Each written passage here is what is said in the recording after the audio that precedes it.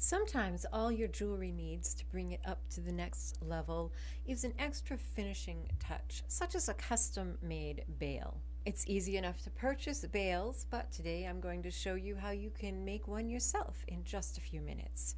Hi there, Sandy here. Welcome to another Friday Findings video at keepsakecrafts.net. You all know how much I love making my own pieces, such as these faux drusies. And then again, sometimes it's nice to use purchase charms and dress them up a little bit. And a really great way of dressing up your pieces is to make custom bails. This is a whole lot easier than you might think. What's great about these bails is that you can make the opening any size you want. So you can use whatever you want for stringing. Thick leather cord, check. Let's see, wouldn't that make, if I had a long enough piece, a really cool necklace with a very simple charm, your bail, and some fantastic, this is I think skate leather, as in the animal, skate leather cord. How about silk, suede leather, kumihimo cord, all manner of things. The tool that I have found the most useful for making these bails are these bail making pliers. And it's really simple to accommodate different sizes of cord because you have these different sizes of mandrels, 10, 7, and 5 millimeter. There are others that go bigger and others that go smaller. This is a good size for most everything I do. You can make your hole in your bail any size you want. Then you also have to decide how wide you want to make it. All of these, I believe, are 7 coils, and yes, I know this one is a mess. It's a cautionary tale that I'll tell you more about in a bit. So these are 7 wraps, but you can do as many as you like. Of course, the more you do and the bigger it is, the more wire you will need. I used 20 gauge wire for all of these. This smallest one used about 8.5 inches of wire. This one used 12 inches, and this one about 18. I'm going to make another one on the smaller part of the mandrel, but I think I want to make it wider. So I'm going to cut about 12 inches of wire for that. Just make your best guesstimate and then add a little more for insurance. The first thing you want to do is straighten your wire. Just grab it with some pliers.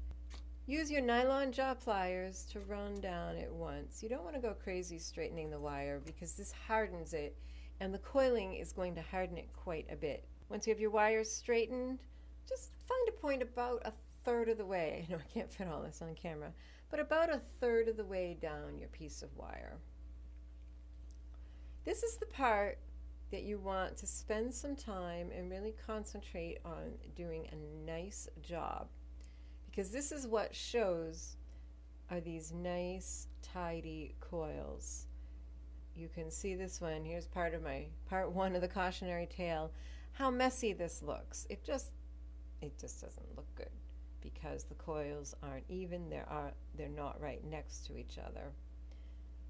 So you just take, I'm going to go this way.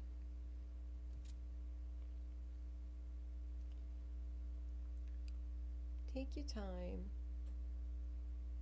and bring each of those wraps, and with this I can just open the jaw nice and wide. With the other bigger ones, I had to actually slide it off and then reposition. But I'm just making sure to put that wire right next to the one beside it. So take your time and get this part nice and neat.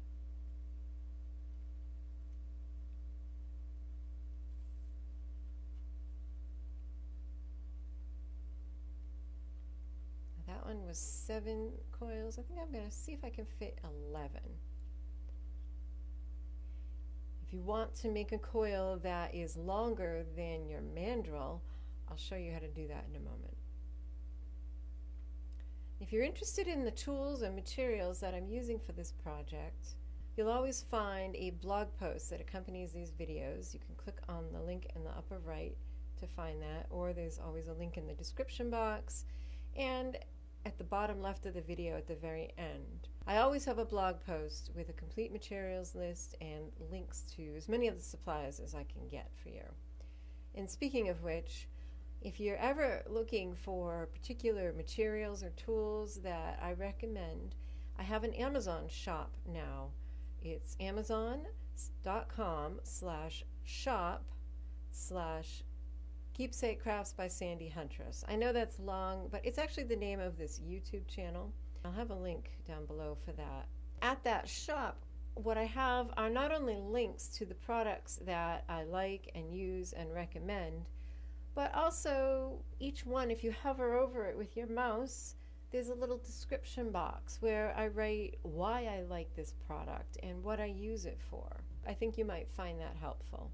If you wanted to make your coil longer than your mandrel, what you need to do is do the coiling up against this end. Use your mandrel to shape it, but just let the excess, so say it was only this long, you could still do it. Just let the excess feed out beyond the end of the tool. You want to end your coiling with your wires at a 90-degree angle to each other. So just about like that. This is going to be the bottom of your coil, so as you're looking at the top, this should have the number of coils that you want. And what's nice about this is you can hold it up to your piece. Say I wanted to make I thought this was too small. Actually, I think that one's pretty good. But if I wanted to make a bigger one, I could hold it up to this and see if I like the size, if I want to make it bigger or smaller. Now we're going to start to form the loop that our pendant will dangle from. Grab your flat nose pliers and bend one of those wires. Basically, as you look at that 90-degree angle, let's see, if you're looking down on that, there's a point right here where they cross. This is where you want to make the bend in one of the wires, right at that point.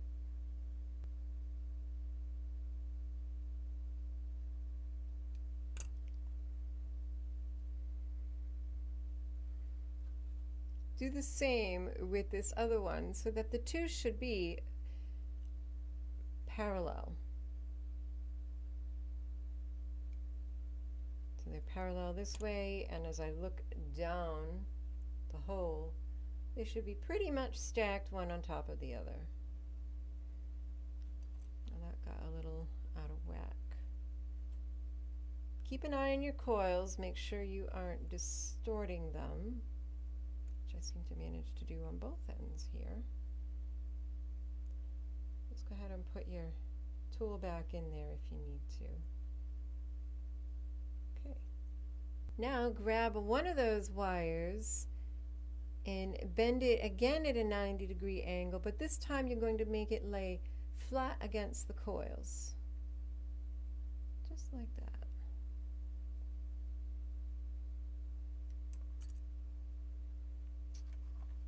You can once again slide your tool in there and give a bit of a squeeze, and that'll flatten that down along the coils. Now you're going to grab this wire one more time with the flat nose pliers about at the midway point of your coils, but cheat it a little bit to less of half, less than center. So a little bit closer to this edge because the wire has thickness. So about there, and give that yet another 90-degree bend. Just like that.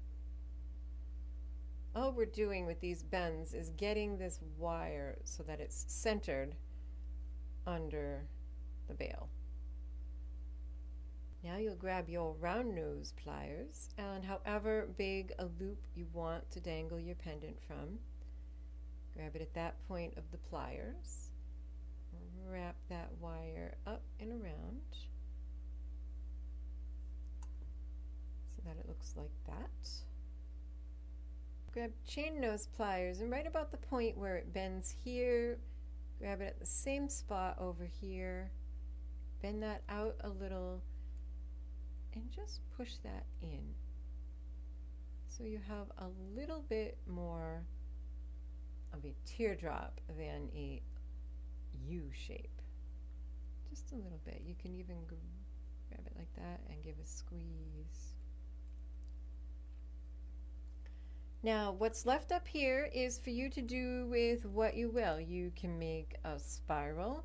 You could just make a loop. You could wrap it around the back and not have any decoration there. I think the little bit of a spiral looks nice. For that, I'm going to use about 1.25 inches of wire. So trim that off. Get just the tip.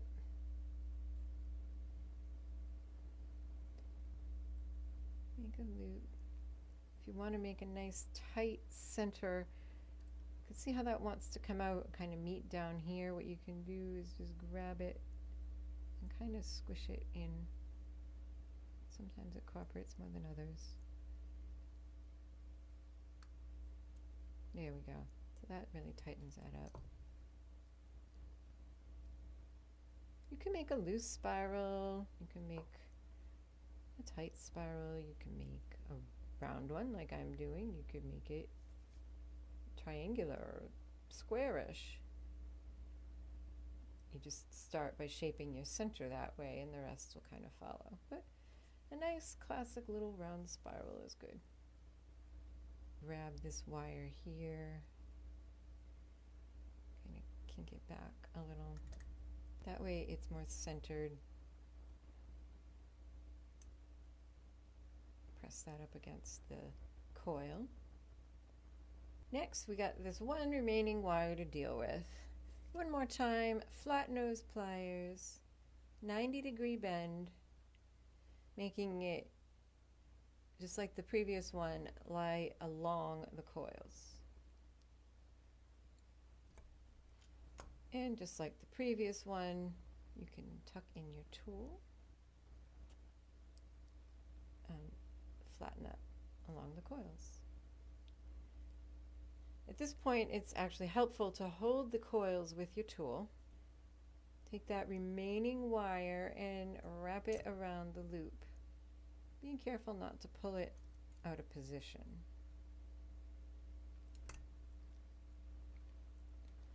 You can wrap this as many times as you want around that loop.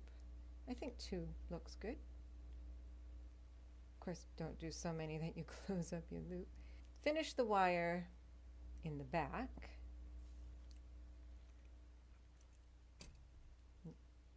Now you can trim that.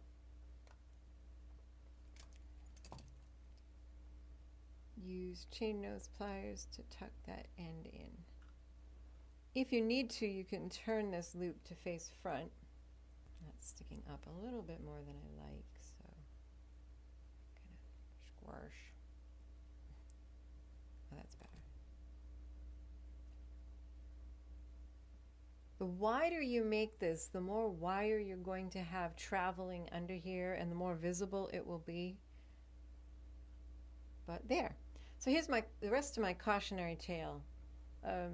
Yeah, like this spiral. You look at these very nice, neat, tidy little spirals, and then you look at this one. You can see it's definitely worth taking the time to make your center nice, to use flat nose pliers and not round nose pliers so you don't make a dent in it, and to take your time and lay all the coils right up against each other. When you're bringing that final wire around to wrap around the loop, this is why you need to do that 90-degree bend, otherwise it just travels along here and looks like a mess. Using a tool to wrap that, taking the time to shape this properly. Those are all the things I didn't do on this one, just to show you the difference. I hope you found this helpful, and the next time you need a custom bail for your jewelry, you might consider just grabbing some wire and making your own. Thanks for watching. Happy creating. Bye-bye.